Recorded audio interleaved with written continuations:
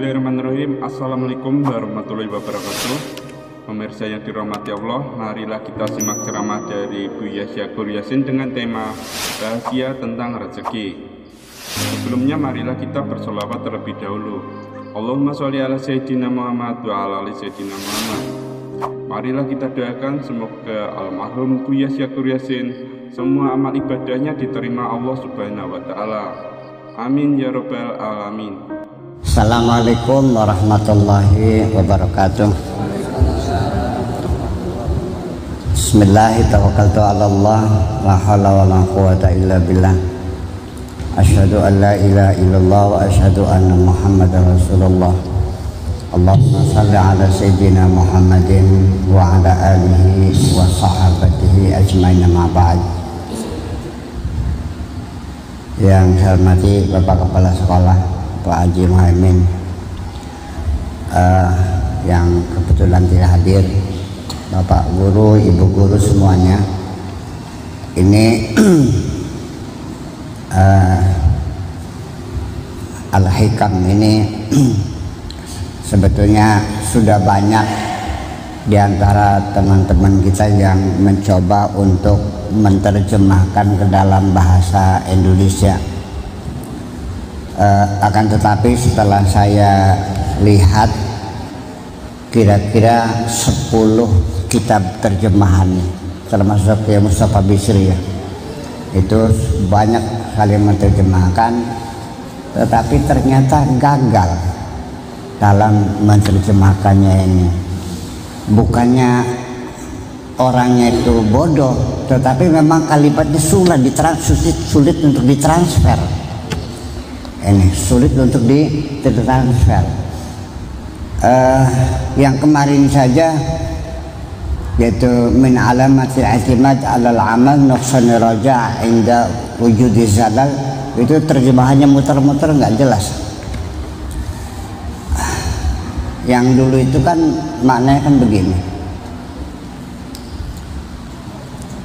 apabila kita terlalu percaya diri atau self confidence-nya terlalu kokoh, itu akan mengalami kekecewaan yang sangat mendalam ketika dia mengalami kegagalan. Itu maknanya kan begitu ya. Terjemahannya lucu-lucu kadang-kadang. Iya. Di antara tanda pengandalan terhadap amal. Apa maksudnya nih? Pas begitu. Nah, ini yang kedua ini lebih sulit lagi. Iradatuka, keinginanmu, at-tajrida untuk tajrid sendiri dalam bahasa Indonesianya nggak ada ya. Oke, kita adopsi saja. Apabila kamu ingin tajrid, ma'a iqamatillahi iyyaka fil asbab, padahal Allah menempatkan kamu pada posisi harus bekerja ya. Kamu milih tidak bekerja, tetapi Allahnya menentukan kamu untuk bekerja. Itu adalah merupakan hawa nafsu yang tersembunyi. Tetapi sebaliknya, ketika kamu ingin bekerja keras, padahal Allah telah menentukan kamu suruh santai saja ya, itu termasuk rendahnya cita-cita, menunjukkan rendahnya cita-cita. Kira-kira begitu bahasa Indonesianya. Tajrid itu adalah satu sikap hidup seseorang yang ingin beribadah kepada Allah secara mumpuni, tidak mau disibukkan dengan urusan-urusan tetek bengek di alam dunia ini. Sedangkan maqamul asbab itu ya maqam kengelan. Jadi ya maqam kengelan itu artinya kita hidup harus bekerja keras.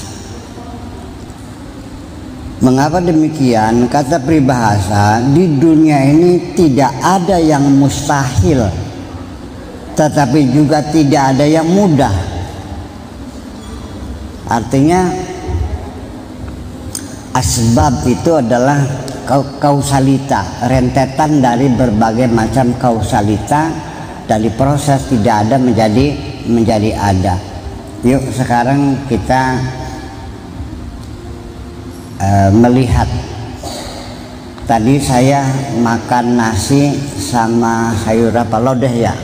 Sayur lodeh sama gorengan ikan nila sama sambal, apalagi itu lalapan ya. Oke, sekarang yuk kita belajar menghitung. Terjadinya makanan di hadapan saya itu bukan hal yang mudah. Yuk kita hitung. Nasi itu dibuatnya dari apa? Dari beras. Berasnya dari apa? Gabahnya dari mana? Dari padi. Oke. Kita hitung berapa orang yang terlibat menanam padi. Padinya ditanamnya di mana? Sawahnya digarap enggak? Berapa banyak orang yang menggarap sawah?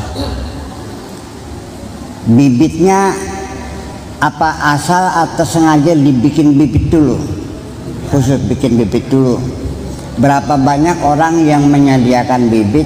Berapa banyak orang yang menyiapkan lahannya? Dan berapa banyak orang yang menghadirkan airnya? Irigasi itu berapa miliar, berapa triliun biayanya.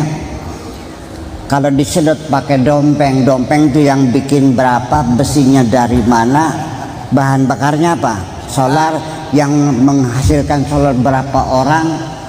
Saya terusin nih, terusin tak? Sampai piringnya, ya pasir kuarsanya galinya di mana, berapa orang yang bekerja menggali pasir kuarsa, dan berapa orang pabrik bikin piring, sampai datang ke meja berapa orang pedagang yang menyumbangnya.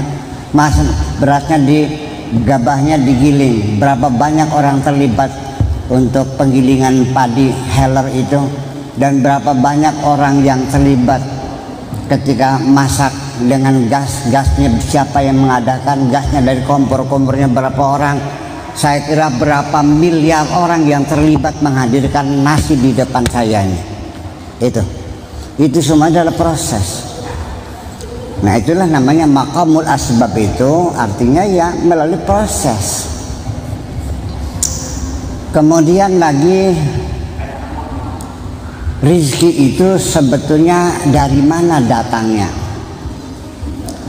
Rizki itu dari dua. Satu dari otak kita, yang kedua dari kekayaan alam yang tersedia di sekitar kita ini. Itu saja. Sehingga kalau bagaimanapun cerdasnya saudara, tapi kalau alamnya miskin, apa yang Anda lakukan? Tetapi seperti Indonesia yang alamnya alamnya kaya raya, segala macam tambang ada, suburnya bukan main, kayu saja ditancap bisa tumbuh di sini. Tapi otaknya bodoh, jadi rezeki enggak. Ya, tetapi sebaliknya, ketika orang punya otak, sekalipun alamnya miskin, mereka bisa makan dan bisa unggul. Tetapi alamnya kaya raya, otaknya goblok, ia melarat. Yang lebih hebat yaitu alamnya kaya, otaknya encer. Seperti Uni Soviet, seperti Amerika, seperti Eropa. Jepang itu termasuk otaknya encer tapi alamnya miskin. Singapura itu otaknya cerdas, alamnya miskin. Ya, itu. Tetapi itu semuanya adalah diproses. Asbab itu adalah hukum kausalita. Hukum kesulitan itu adalah sesuatu terjadi ya dikarenakan oleh yang lain. Yang terjadi namanya musabab, yang menjadi penyebabnya namanya musabbib. Hubungan keduanya adalah sabab. Ini kita bicara demikian ini artinya bahwa dalam kehidupan sehari-hari mari kita pertanyakan, apa betul peribahasa yang mengatakan kalau pengen kaya ya harus bekerja keras? Pernah dengar nggak? Kalau pengen pinter ya harus belajar, betul gitu? Kalau pengen sembuh ya harus berobat, betul? Sekarang apakah setelah orang itu bekerja keras lalu pasti kaya? Nah, lalu apakah orang yang hidupnya santai-santai saja itu miskin? Oke, kita balik sekarang.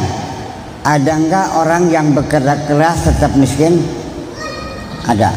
Ada enggak orang yang santai-santai saja tapi kaya? Jadi ada hubungannya kekayaan dengan kerja keras? Ada hubungannya enggak? Ada hubungannya enggak? Kalau ya ada, akan saya tuntut nih. Kenapa tukang nyekop pasir di kertas maya yang berkeringat seharian, kenapa enggak ada yang kaya? Kenapa Tommy enggak kerja apa-apa dia kaya? Itulah makanya jadi kita lagi berbicara tentang bagaimana perputaran rizki ini sesungguhnya. Kalau kita kembali merujuk kepada teks-teks agama, maka bunyinya seperti ini: innallaha yabsutu rizqa li'ibadihi man yasha wa yaqdir. Bahwa Allah itu membagikan rizkinya kepada siapa saja yang dikehendakinya dan ditakar. Sehingga maknanya kalau rizki itu dibagikan oleh Allah, jadi apakah rizki itu dicari atau datang sendiri? Nah inilah nanti sebelum kita masuk kepada inti makalah ini, kita mesti mempertanyakan. Pertama kali kita harus pahami bahwa tidak ada hubungan antara bekerja keras dengan kekayaan. Saya pernah menanya orang kaya yang dulunya tukang menggembala kambingnya nenek saya. Ketemu terakhir di Subang, dia sudah punya sawah sampai 80 hektar. Dari penggembala kambing sampai jadi juragan, kan sesuatu yang mengagumkan. Dan ketika saya tanya ceritanya bagaimana kamu bisa jadi kaya, jawabannya begini, bahwa saya ini, harta saya ini bukan hasil korupsi, bukan dari warisan, benar-benar dari perjuangan saya. 20 tahun lamanya saya makan sampai pakai endas petek saja. Bertahun-tahun saya jam 2 malam pergi ke sawah. Dari mulai menggembala kambing, menggembala sapi, beli sawah, bikin rumah. 20 tahun perjuangan pahit getir. Pokoknya saya hasilkan harta ini dengan cara peras keringat, banting tulang. Endas tadi sikil, sikil tadi awan, tadi bengi, bengi tadi awan. Itu jawabannya. Masuk akal enggak? Masuk akal. Nah sekarang kalau iya itu masuk akal, saya bertanya, apakah orang yang kaya itu dengan peras keringat banting tulang lalu kaya? Sehingga yang pertanyaan, apa ada hubungannya kekayaannya dengan keringatnya itu? Ternyata sini kita tertipu, pikiran kita tertipu. Ternyata tidak ada hubungannya. Bapak-bapak, ibu-ibu jadi guru, ya kan? Ada nggak anak yang sekolahnya main-main saja tapi pinter? ada murid yang rajin tapi goblok younger. Inilah makanya jadi kita untuk mengetahui apakah makom kita ini makom tajrid, apakah makom kasab atau makom asbab. Iya, rezekinya banyak enggak? Iya. Itu berarti orang itu sudah tingkatan makomnya makom tajrid. Nah, tetapi juga ada terjadi beberapa kasus yang sangat menyedihkan bagi saya. Ada orang yang makomnya makom tajrid tergoda. Ini gara-gara setelah reformasi, ya kan gitu, banyak partai-partai kan gitu. Akhirnya seorang kiai yang sudah punya santrinya banyak, sudah ada masjidnya, ada madrasahnya, menjadi tokoh masyarakat, dari tempat gandulannya wong pirang-pirang, tergoda.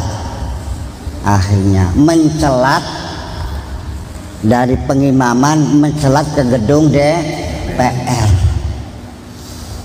Ya. Ya. Kenapa tergoda? Begini caranya setan menggoda orang itu. Jadi setiap malam diajak berdiskusi oleh setan yang sudah lama bertelur di dalam pikirannya itu. Bilangnya begini, kamu itu tomak, sehari-hari hanya mengharapkan pemberian orang saja. Betapa hinanya orang tomak. Ya, tunjukkan harga dirimu. Kamu itu sekolahnya tinggi, bisa berbisnis. Ngapain kamu hanya mengharapkan pemberian orang saja? Nonggoni wejani, nonggoni amplop. Tunjukkan dirimu, kemandirimu, kemampuanmu. Jangan berharap lagi pemberian. Itu namanya tomak. Jadi kamu masih bisa berusaha, kalau kesempatan sekarang jadi anggota DPR, barangkali saja bisa jadi bupati dan sebagainya. Untuk menghilangkan rasa tomanya itu, lalu akhirnya dia terjun partai politik sampai jadi anggota DPR, sampai diangkat jadi bupati. Karena dia jarang ngajar di pesantrennya, maka santrinya perlahan-lahan terus berkurang. Santrinya bubar, wis pragat dadi anggota DPR ditangkap KPK. Terjadi enggak? Enggak usah disebutin namanya. Tapi itu terjadi di hadapan kita. Fakta. Nah ini. Sebaliknya lagi, orang yang makomnya makom kasab, makom asbab, dia ahli berbisnis, menjadi importir, eksportir, menjadi penggembang real estate, uangnya sudah bermiliar-miliar. Rupanya setan menggoda lagi.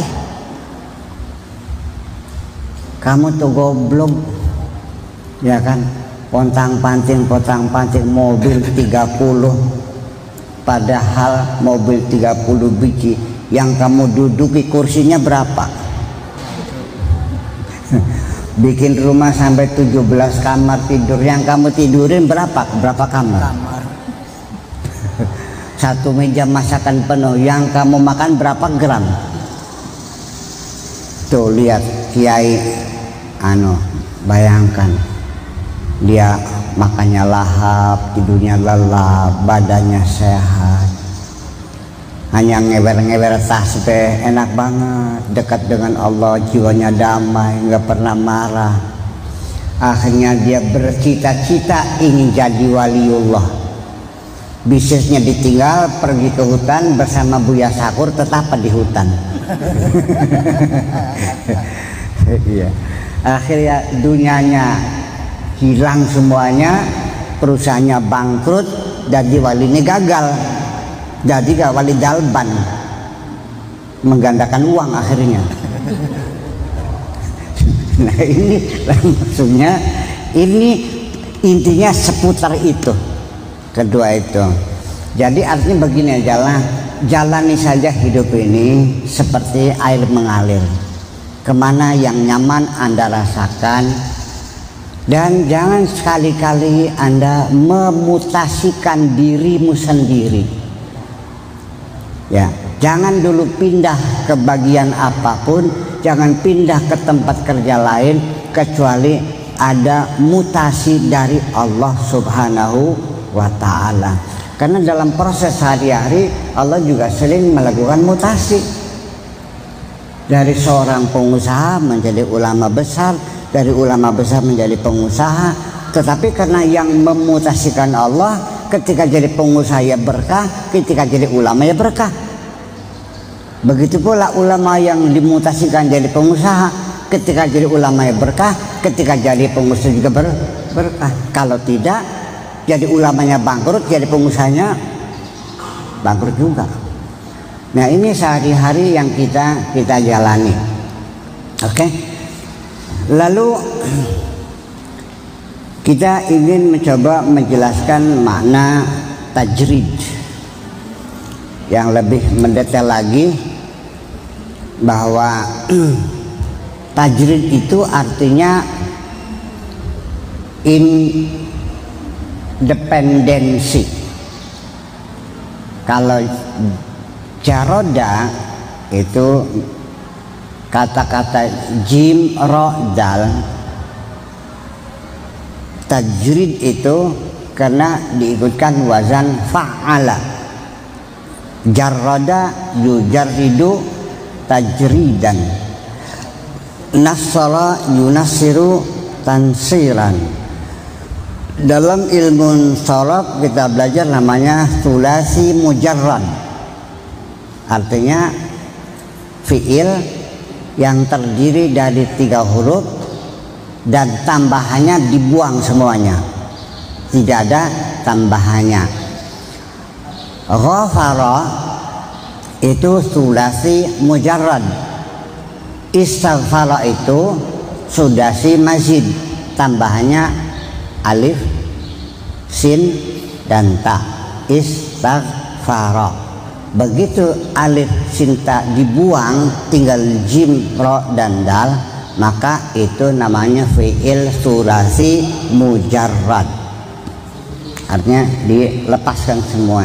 Termasuk juga melepas baju ini namanya sama, jarradtu siyabi, saya melepas baju. Pengertian melepas ini artinya melepas dari banyak hal sekali. Jadi seorang perempuan yang melepas semua tanpa busana namanya mujarrodah, tanpa busana, tanpa tambahan. Nah, lalu pola hidup tajrid seperti apa? Yaitu ketika sudah tidak ada ketergantungan kepada siapapun kecuali hanya kepada Allah Subhanahu wa ta'ala. Dari situlah maka ada 3 macam tajrid.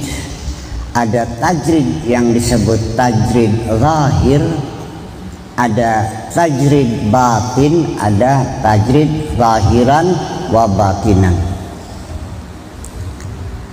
Kalau tajrid yang zahir artinya dia sudah tidak lagi punya teman, sudah dia tidak lagi banyak berhubungan dengan orang lain, sudah tidak minta bantuan kepada siapapun, pokoknya di rumah nganggur beger. Itu artinya ketika dia sudah mulai menyendiri, menjauh dari pergaulan manusia, itu namanya tajrid. Tapi tajrid yang zahir. Makanya sehari-hari dengan nasi saja sama tempe, sepotong tempe begini, ya, dia menikmatinya. Tempenya ini ditutulin ke kecap, dilambut kecapnya baris segas 10. tutul maning dilamut ke capek sampai segas sepiring tempenya masih butuh gini. Dilawati kanggo sore. Sehari-hari seperti itu. Atau sama kerupuk saja makannya. Dan dia tidak pernah berkeluh kesah. Itu pun sudah disebut tajrid, tapi tajrid yang zahir. Nah, apakah itu hebat? Ntar dulu. Yang hebat tuh kalau tajridnya tajrid batin. Artinya bukan fisik yang melepaskan segala hubungan, tapi hatinya sudah tidak lagi bergantung kepada siapapun kecuali kepada Allah Subhanahu wa ta'ala. Ini makam tajridnya, betapapun dia mendapat kesulitan, dia sudah tidak lagi meminta pertolongan kepada siapapun, hanya minta tolong kepada Allah Subhanahu wa ta'ala. Ketika dia jatuh sakit pun dia tidak pernah mengundang dokter, dia hanya minta disembuhkan oleh Allah saja. Dan dia tidak pernah bercerita, berkeluh kesah kepada siapapun tentang kesulitan-kesulitan yang dihadapinya. Setiap orang bertanya, bagaimana Pak Haji? Alhamdulillah. Sehat, alhamdulillah. Sudah makan belum Pak Haji? Alhamdulillah. Tapi lama-lama itu makin kurus. Tetangganya di sekitar pasar itu memperhatikan, makin pucat, jalannya sempoyongan. Sehat, alhamdulillah. Ini cerita saya Abdul Hasan Asaduli. Sampai sempoyongan, sampai dia terjatuh pingsan di tengah jalan, dikerumuni orang, diotong kerumuni. Bagaimana, sakit apa?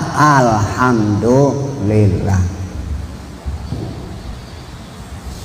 Sampai para aulia seluruh dunia pada datang menyambangi, dari Irak, dari Mesir, dari Syria, dari Lebanon datang mendoakan dia. Dia mungkin ada yang baca tahlil, baca surat Yasin, dianya hanya diam saja. Ya udah, makasih. Rupanya ada seorang waliullah yang jengkel juga melihat Syekh Abdul Hasan cuek aja tuh. Akhirnya dia tanya, saya doakan berhari-hari, amin kek, iya kek, kok diem aja sih? Saya kan jauh datang sini. Bayangkan, ya mungkin naik ontanya berbulan-bulan kan waktu itu. Dijawab, yang menyuruh kamu mendoakan saya siapa? Aku tidak pernah minta doamu kok. Jadi sampean nggak pengen sehat? Enggak juga. Apa sampean pengen sakit? Enggak juga. Maksudnya mana? Ya saya mah terserah Allah aja. Dikasih sakit saya terima, saya tidak minta sembuh. Ketika sembuh saya nggak minta sakit, terserah Allah saja. Itu. Jadi maksudnya gimana? Enak sakit? Ya enggak juga. Saya sakit, yang penting kalau memang Allah senang melihat saya sakit, sakit adalah pilihanku. Kalau Allah senang melihat aku sehat, maka sehat adalah pilihanku. Aku tidak memilih, aku hanya menjalani apapun yang Allah tentukan untuk diriku ini. Jadi itulah tajrid yang sesungguhnya, batin itu seperti itu. Jadi lalu bagaimana? Tajrid zahir, tajrid batin bisa bertemu enggak? Itu yang lebih hebat lagi. Sebab belum tentu orang yang tajrid zahir itu batinnya sudah tajrid. Masih tetap ada kaitan-kaitan, masih ada harapan-harapan. Untuk ini ada cerita lagi. Berguru di Irak di sana. Pas Iraknya tuh daerah pantainya. Irak itu tidak punya pantai ya, hanya sedikit sekali menjorok ke Kuwait gitu. Hanya berapa kilometer lah pantainya, semuanya masuk ke dalam. Jadi kayak tutup kendi lah, kayak kendi gitu.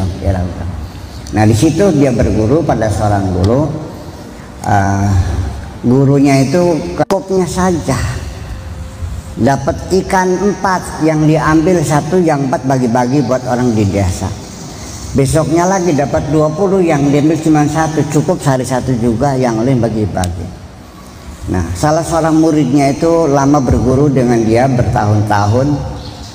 Nah lalu pada akhirnya si murid tadi ingin meneruskan pendidikan spiritualnya kepada mursyid yang lebih hebat lagi, meminta izin, lalu dikasih izin silakan, lalu bertanya di mana mursyid yang lebih hebat lagi dari sampeannya. Oh ada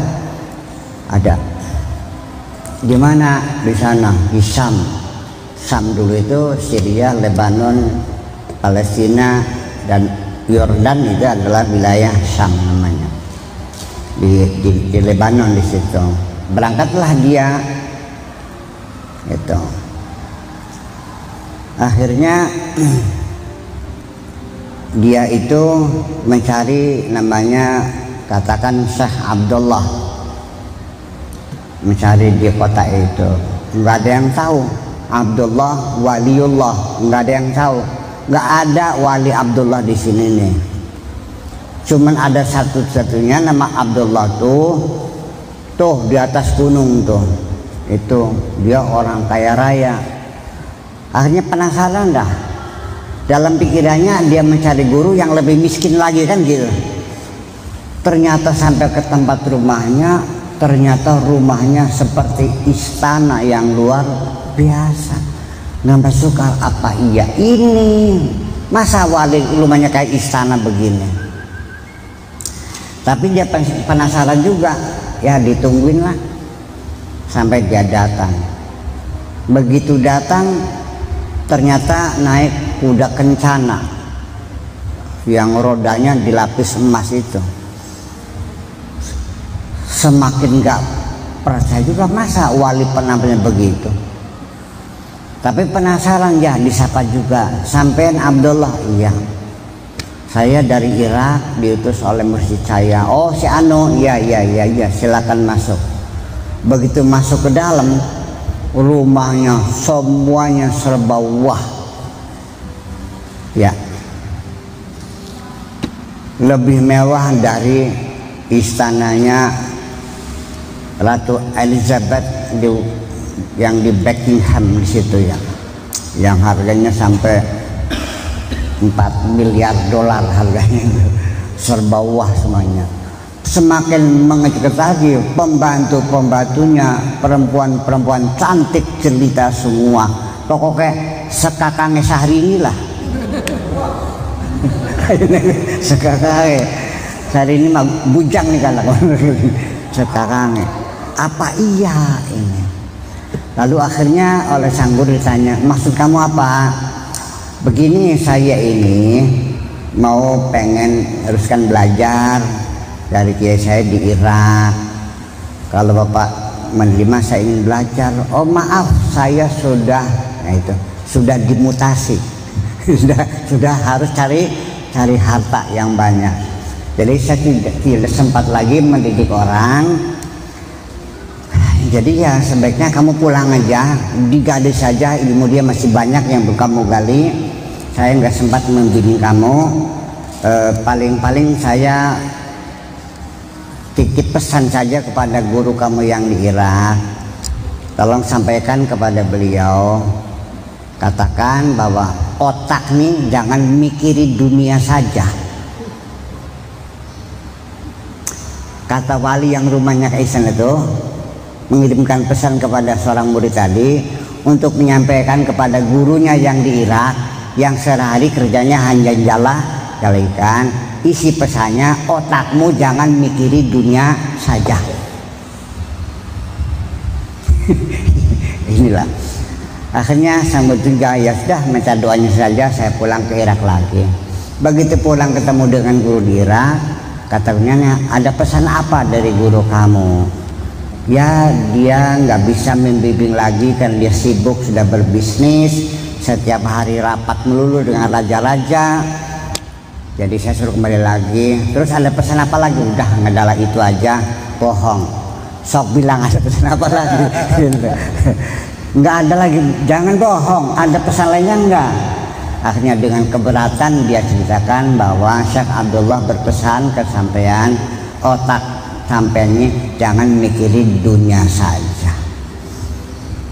Begitu mendengar demikian, sang wali itu lalu menangis bercucuran air mata, beristighfar sebanyak-banyaknya, dan dia mengaku bahwa setiap dia melempar jala dalam pikirannya bokat be nyangkut ning emas. Bokat oleh keong emas. Jadi hidupnya memang sederhana ya, tetapi hatinya masih berharap juga kepada dunia. Ini sangat halus dan lembut sekali, mungkin kita juga tidak sadar hal semacam itu. Makanya ke depan kita nggak usah suudzon dah, ya kan, yang hidupnya miskin jangan terburu kita duga wali. Barangkali yang jadi wali itu yang kaya. Demikian juga orang yang kaya raya jangan kita suudzon hubbud dunya. Belum tentu, ya kan begitu, dia orang yang dekat dengan Allah. Makanya kedua-duanya tajrid lahir dan tajrid batin itulah yang paling hebat. Tetapi kalau kita sudah bisa mencapai tajrid hati saja, itu sudah cukup bagus dan luar biasa. Kira-kira itu saja tentang tajrid. Nah, kita buka diskusi, barangkali hal-hal yang menarik ini kita lanjutkan. Terima kasih. Assalamualaikum warahmatullahi wabarakatuh.